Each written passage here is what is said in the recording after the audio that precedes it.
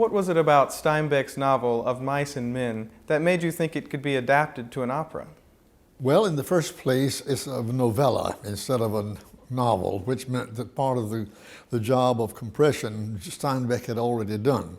And the fact that being that, it was a very lean story, pretty much stripped to the essentials in the novel, which made it much more tempting to turn into a libretto. The fact that it was a very concentrated story, plus the fact that it had very vivid characters, that it was taught dramatically from beginning to end, and it's basically a suspense story, which I finally discovered, in which George simply is the through line of the story is that George is trying to find enough money to get him and Lenny outside of the social life of the country that they live in order to provide them with the kind of security and safety that they're looking for.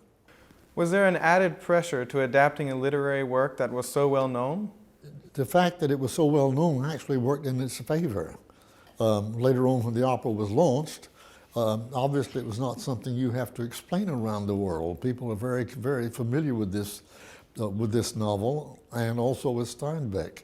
So I found in Europe that people were already aware of the story and familiar with it. So I would think on the whole that was a very definite advantage. Well, as you mentioned, this story is already a novel, a play, and a movie. Did those styles impact your adaptation? No, as a matter of fact, it led me down the Primrose Path, and I had to do two different versions of it because my first was not nearly concentrated enough and not pared down enough. And I didn't realize this until I was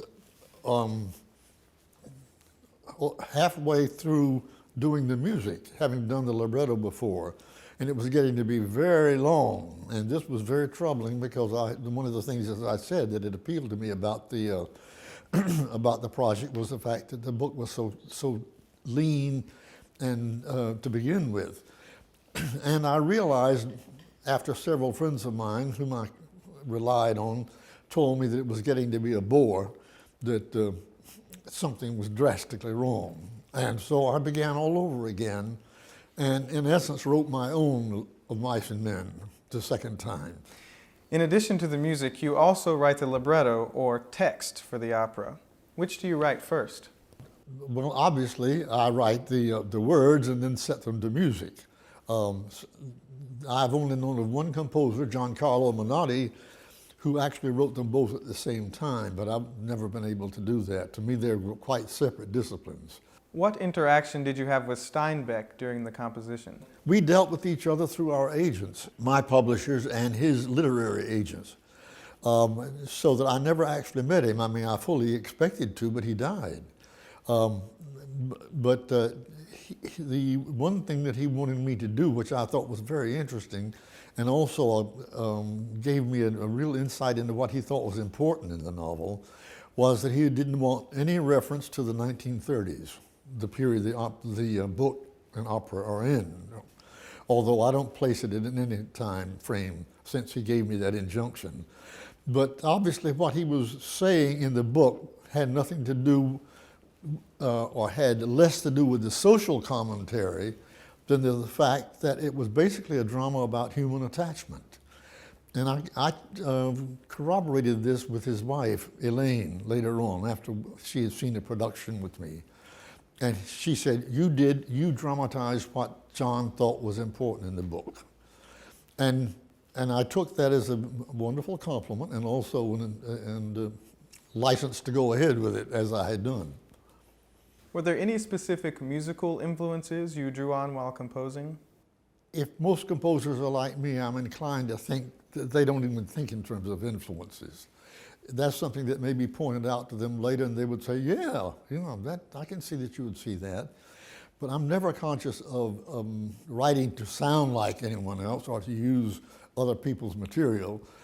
But I will confess that in the trio of the second act, I was aware of a certain kind of Copland influence.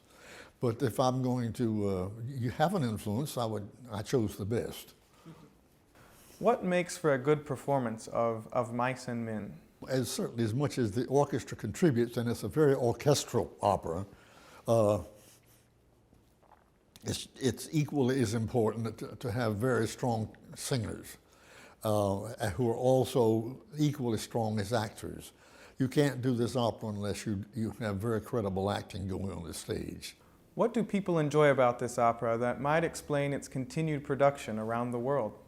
I think it's a story. I think it's a universal story.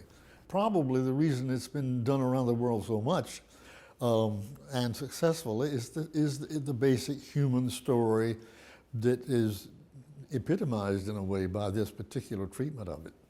What do you want the audience to take away from a performance of Mice and Men? I want them to, first of all, be moved and affected by the tragedy of the story, because I don't know any story more heartbreaking than of Mice and Men, and certainly the final scene is just unmatched, just for its pathos, its profound pathos. And I think that has caused people to respond to it very favorably. George and Lenny are both, in their way, very, very sympathetic and appealing characters. But I think that it's a simple story to follow, and the opera, I can promise any audience, is almost like going to a film in terms of its pacing.